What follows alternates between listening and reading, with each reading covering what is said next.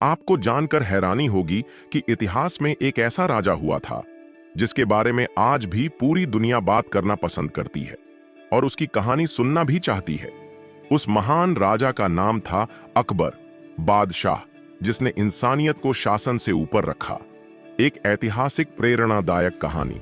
बहुत समय पहले हिंदुस्तान की धरती पर एक ऐसा बादशाह हुआ करता था जिसकी तलवार से ज्यादा उसकी सोच का लोहा लोग मानते थे। उसका नाम था अकबर महान। अकबर का जन्म 15 अक्टूबर 36वीं को हुआ था।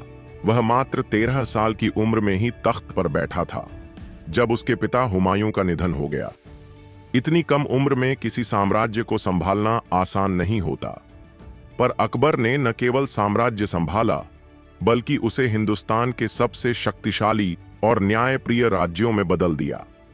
बचपन, युद्ध और सीख। अकबर ने कभी औपचारिक रूप से पढ़ाई नहीं की, लेकिन उसने जिंदगी के हर पहलू से सीखा, युद्ध से, लोगों से और अनुभव से। उसके गुरु और संरक्षक बैरम खान ने उसे लड़ना सिखाया, लेकिन अकबर ने खुद से सोचना और समझना सीखा। वह जानता था कि तलवार से जीत तो मिल सकती है, लेकिन दिल नहीं। इसलिए बचपन से ही उसने लोगों के दिलों को समझना शुरू किया। एक अलग सोच का बादशाह अकबर ने जब राजकाज संभाला तो चारों ओर दुश्मन थे। अफगानी, राजपूत, पठान और भीतर से भी कई लोग उसके खिलाफ थे। लेकिन अकबर ने किसी को भी सिर्फ तलवार से नहीं जीता। उसने सबसे पहले न्याय को चुना। उसने कहा था, अगर मेरी प्रजा डरती है मुझसे तो मैं बादशाह नहीं, जालिम हूं। एक न्यायप्रिय राजा। एक बार एक साधारण किसान ने अकबर के दरबार में आकर कहा, जहां पनाह, आपके अमीर ने मेरी जमीन हड़प ली है। दरबारी हंस पड़े। बादशाह के पास इतना बड़ा राज्य है, तू उसकी जमीन की बात करता है? लेकिन अकबर चुपचाप उस किसान की बात सुनता रहा। अगले ही दिन उसने खुद छानबीन करवाई और जब अमीर दोषी पाया गया तो अकबर ने उसके सारे पद और जमीन छीन ली और किसान को उसका हक लौटा दिया। लोगों ने कहा, अकबर का इंसाफ पत्थर को भी मोम बना दे।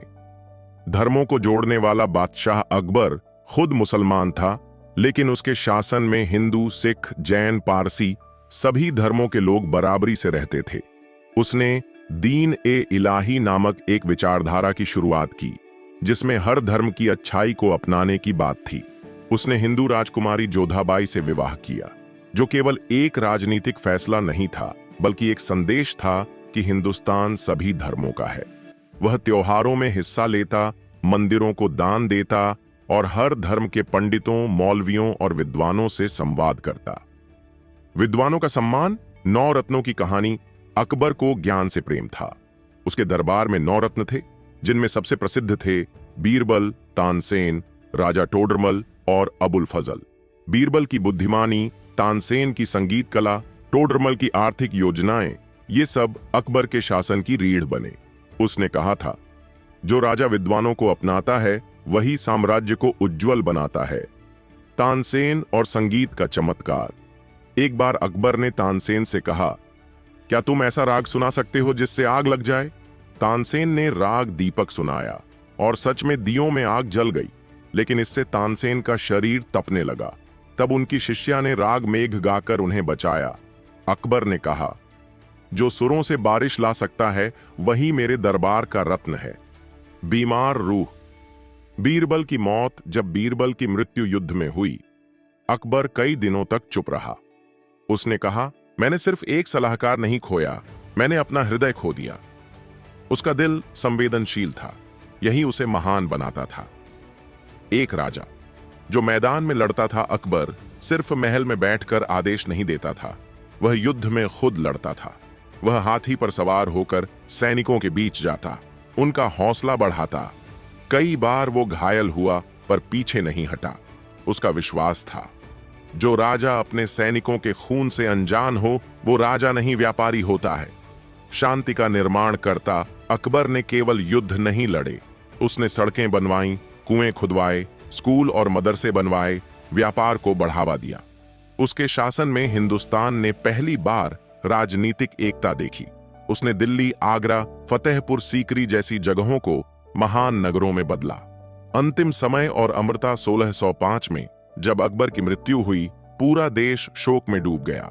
लोगों ने कहा, एक बादशाह चला गया, लेकिन उसका इंसाफ, उसकी सोच और उसकी रोशनी अमर हो गई। सीख क्या मिलती है अकबर की कहानी से? 1. ज्ञान और सोच तलवार से ज्यादा शक्तिशाली होते हैं। 2. धर्म से ऊपर होता है इंसानियत। 3. जो शासक जनता के दर्द को समझे वही सच्चा राजा होता है। 4. बुद्धिमानी और दया किसी भी शासन की असली ताकत होती है। Thank you for watching this video. If you enjoyed it, please hit the like button and the bell notification icon.